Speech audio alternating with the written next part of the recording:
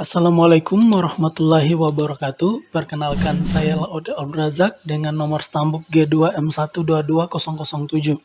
Di sini saya akan memaparkan mengenai masalah kekurangan air dalam budidaya. Penerapannya, budidaya dengan zero water exchange.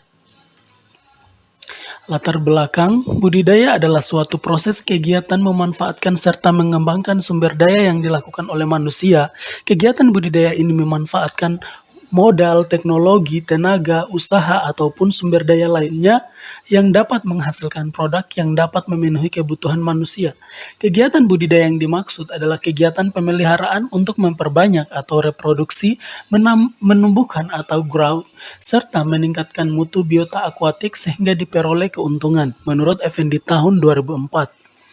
Kegiatan budidaya terutama yang dikelola secara semi-intensif dan intensif mempunyai permasalahan yang cukup serius mengenai degradasi kualitas air, kepadatan penerapan atau stocking density, dan input pakan yang tinggi menyebabkan tingginya limbah yang dihasilkan baik limbah tersuspensi maupun yang mengendap di dasar kolam. Baik, di dalam gambar kita dapat lihat suatu ilustrasi bahwa pakan yang diberikan sebanyak 100% hanya 85% yang dikonsumsi, sedangkan 15% lainnya terbuang di badan perairan. 85% yang dikonsumsi tadi dibagi lagi sebanyak 48% masuk ke metabolisme basal atau metabolisme, kemudian excuse nutrients, kemudian ada yang namanya molting, kemudian ada maintenance energi. Selanjutnya sebanyak 17% digunakan sebagai biomasa atau meningkatkan bobot tubuh atau menambah tinggi dan berat. Selanjutnya 20% sisanya keluar sebagai feses atau sudah tidak dapat dimanfaatkan lagi oleh tubuh. Dan sebanyak 15 ditambah 20% ini akan terakumulasi di dalam air sehingga air dalam budidaya itu cepat tercemar. Tantangan besar aquaculture adalah bagaimana meningkatkan produktivitas untuk suplai pangan namun dengan penggunaan sumber air dan lahan yang lebih efisien, sebab penggunaan air tanah yang berlebihan akan mengancam ketersediaan air dan pasti akan timbul konflik. Oleh karenanya, usaha budidaya ikan yang dilakukan di darat akan didorong dengan memanfaatkan sumber daya air terbatas atau bahkan dengan teknologi kita bisa tekan tanpa ada pergantian air sama sekali. Tujuan dalam penerapan ini yaitu mengatasi masalah kekurangan air budidaya. Penerapannya dengan zero water exchange. Baik, kita masuk di dalam pembahasan. Dalam kegiatan mengatasi masalah air dalam kegiatan budidaya, ada beberapa teknologi budidaya yang dapat diterapkan sehingga dapat mendorong penggunaan air secara efisien dengan melalui pengolahan aquaculture dengan pendekatan ekosistem atau ADPE atau Ecosystem Approach to Aquaculture atau EAA merupakan salah satu opsi pengelolaan perikanan yang mendukung pengembangan perikanan berkelanjutan dengan mengintegrasikan manfaat ekologi, ekonomi, dan sosial.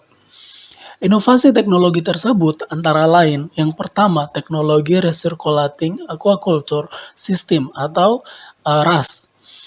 Yang kedua, pengembangan biofilter system. Yang ketiga, pengembangan budidaya lele sistem bioflok. Keempat, penerapan sistem resirkulasi tertutup atau closed recirculation system. Dan kelima, ada IMTA. Beragam manfaat penerapan ADPE diantaranya yaitu meningkatkan program ketahanan pangan, memperkuat eksistensi kawasan aquaculture dan jaminan kesempatan kerja atau usaha, peningkatan daya saing produk aquaculture dan merangsang investasi, menggerakkan perekonomian lokal atau nasional berbasis aquaculture, menjaga dan meningkatkan kualitas lingkungan dalam rangka mengintegrasikan program-program pembangunan yang berkelanjutan di suatu wilayah, dan berpotensi menurunkan biaya sertifikasi produk aquaculture. Baik, di sini kita dapat lihat salah satu teknologi yang dikembangkan yaitu teknologi pembenihan ikan gurame dengan recirculating aquaculture system atau yang biasa kita kenal dengan RAS. Pada gambar kita dapat lihat mekanisme RAS bekerja bagaimana, yaitu ada 3 tank atau wadah budidaya, kemudian ada saluran yang mengalirkannya kepada reservoir, kemudian di sini ada heater dan water pump. Kemudian reservoir ini gunanya untuk menampung uh, air yang ada dari wadah budidaya tadi, kemudian dialirkan ke dalam filter atau di sini ada filter fisika, kimia, dan biologi, kemudian masuk ke dalam filter UV. Di sini gunanya untuk mensterilkan air dari mikroorganisme, kemudian masuk ke dalam aerator dan dialirkan kembali ke dalam tank. Begitu begitu terus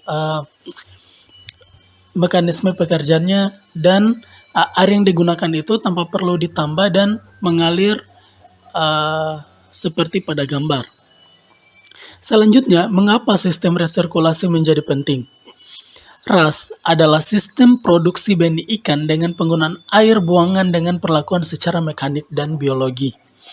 Dari grafik kita dapat melihat bahwa pertama, lahan semakin terbatas. Kedua, sumber daya air mengalami penurunan baik kualitas dan kuantitas. Ketiga, pengendalian hama dan penyakit. Keempat, efisiensi pakan.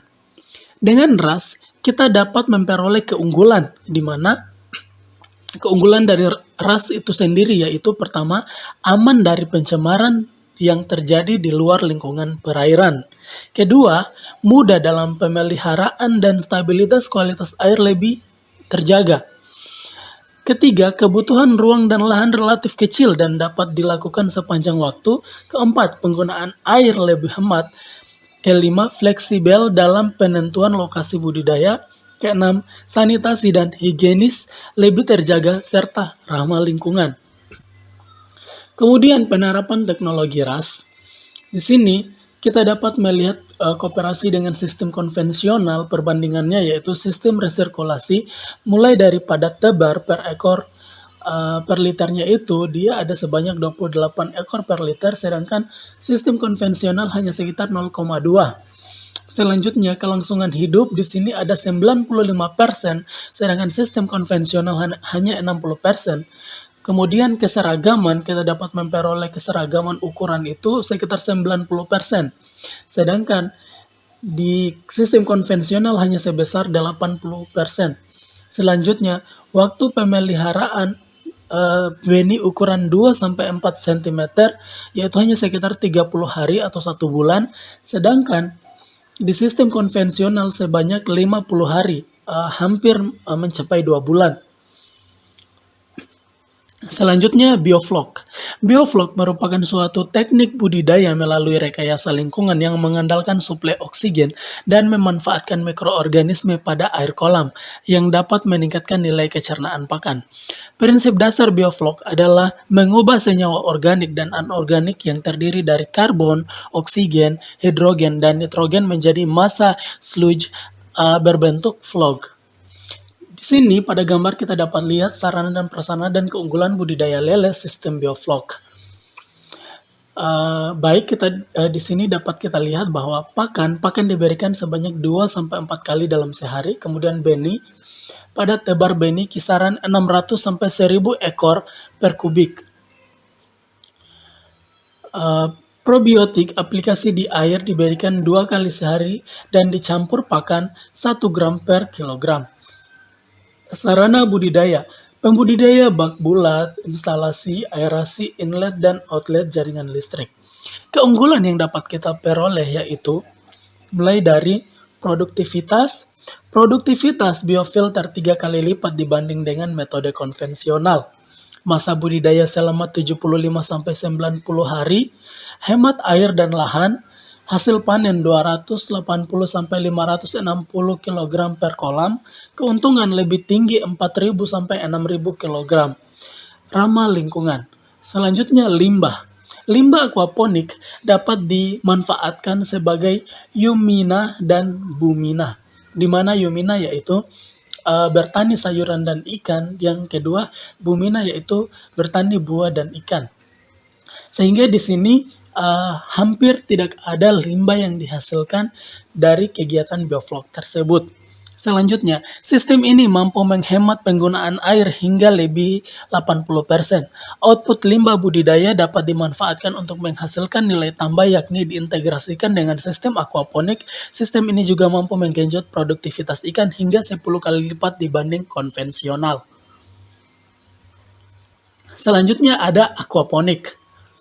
Sistem aquaponik merupakan salah satu sistem terintegrasi sederhana antara aquaculture dengan hidroponik di mana limbah budidaya ikan berupa sisa metabolisme dan sisa pakan dijadikan sebagai pupuk untuk tanaman menurut Statopoulos tahun 2018. Di sini kita dapat lihat bahwa ketika ikan diberi pakan di dalam kolam, maka ada sisa pakan atau fish food, kemudian ada fish poop atau kotoran ikan yang biasa kita kenal dengan feces, kemudian disedot oleh pompa dan dialirkan ke dalam wadah tanaman atau yang kita kenal sebagai media hidroponik di sini. Kemudian bahan organik sisa-sisa pakan tadi akan dimanfaatkan oleh tanaman ini sebagai nutrisi untuk pertumbuhannya, sedangkan air yang dialirkan itu akan difilter oleh akar-akar tanaman, baik itu substrat yang ada di sini, kemudian dialirkan kembali sebagai air yang telah bersih. Filter yang digunakan pada sistem ini meliputi filter mekanik atau batu, pasir, dan biofilter tanaman. Filter mekanik ini berperan sebagai bioreaktor fluidized bed, dapat mengurangi padatan terlarut dan menjadi habitat bagi bakteri nitrifikasi, menurut Samsun dari tahun 2013. Sedangkan tanaman yang berperan sebagai fitoremediator yang dapat menurunkan ekstrak atau menghilangkan senyawa organik maupun anorganik dari limbah menurut Hadianto tahun 2012. Selanjutnya ada sistem Minapadi. Pada tahun 2014, Minapadi yang berlokasi di Kabupaten Sleman mendapat apresiasi dari Organisasi Pangan dan Pertanian atau Food and Agricultural Organization atau FAO yang berada di bawah naungan Perserikatan Bangsa-Bangsa atau PBB. FAO mengakui metode budidaya ikan tawar ini sebagai bagian dari salah satu program pertanian unggulan global, di mana keunggulannya itu yaitu green product yang dihasilkan dipengaruhi oleh pengelolaan air yang efisien, minim pestisida dan obat-obatan, penggunaan pupuk kimia berkurang, rendahnya serangan hama. Selain itu, peningkatan penghasilan hingga 22 juta rupiah per hektar per musim. Keuntungan dari Minapadi juga mendukung optimalisasi lahan, dalam hal ini mencegah alih fungsi lahan pangan menjadi lahan non-pangan, selanjutnya peningkatan jumlah produksi atau akselerasi produksi dan diversifikasi usaha, kemudian peningkatan kualitas pangan, yaitu produk organik dan ramah lingkungan. Selanjutnya, peningkatan pendapatan dan kesejahteraan atau menambah pendapatan dan meningkatkan konsumsi ikan masyarakat untuk ketahanan pangan.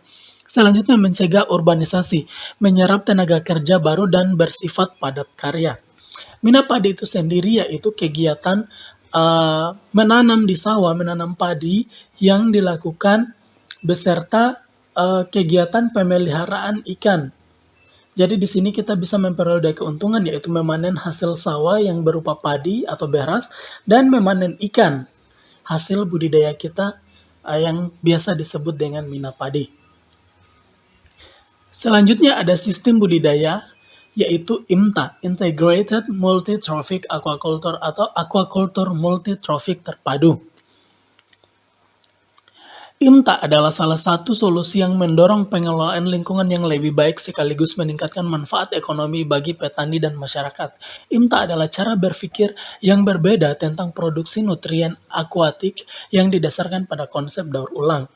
IMTA melibatkan budidaya organisme dengan cara memanfaatkan pakan yang tidak dimakan, limbah, nutrisi, dan produk sampingan dari satu spesies untuk ditangkap dan dimanfaatkan kembali serta diubah menjadi pupuk, pakan, dan energi untuk pertumbuhan spesies lainnya.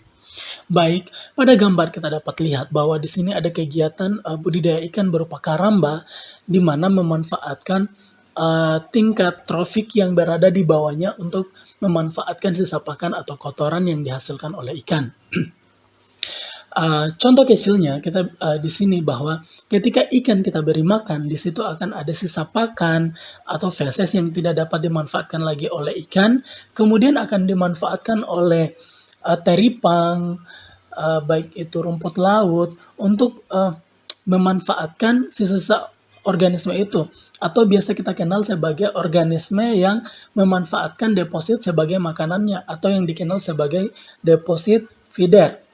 Kemudian, hasil ekstrak dari deposit feeder ini yang sudah tidak bisa lagi dimanfaatkan, akan dimanfaatkan lagi organisme yang memanfaatkan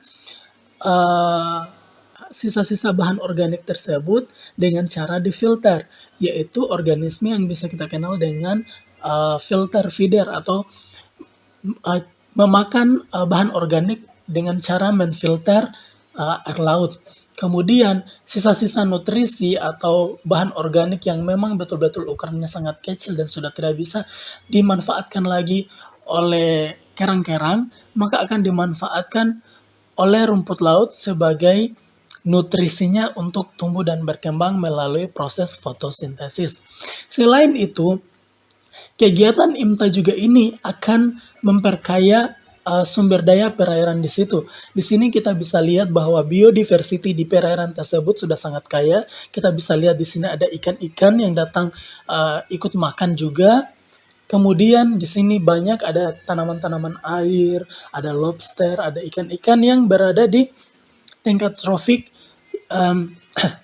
yang di bawahnya atau yang selevel, karena di sini perairannya sudah cukup kaya, sudah kandungan planktonnya juga sudah melimpah sehingga bisa dimanfaatkan oleh organisme-organisme yang tidak dibudidaya lain. Sehingga ketika nelayan yang datang memancing di sini itu, dia sudah bisa memanfaatkan ikan-ikan yang di luar ikan budidaya. Teknologi yang diterapkan dalam kegiatan budidaya tersebut, di mana pengelolaan dan pemanfaatan sumber daya perikanan secara berkelanjutan, ini juga memperhatikan seluruh aspek, mulai dari teknologi, ekologi, ekonomi, sosial, lingkungan, dan komersil yang relevan terhadap pengelolaan sumber daya, terutama dalam mengatasi masalah kekurangan air dalam budidaya, yaitu penerapannya budidaya dengan zero water exchange.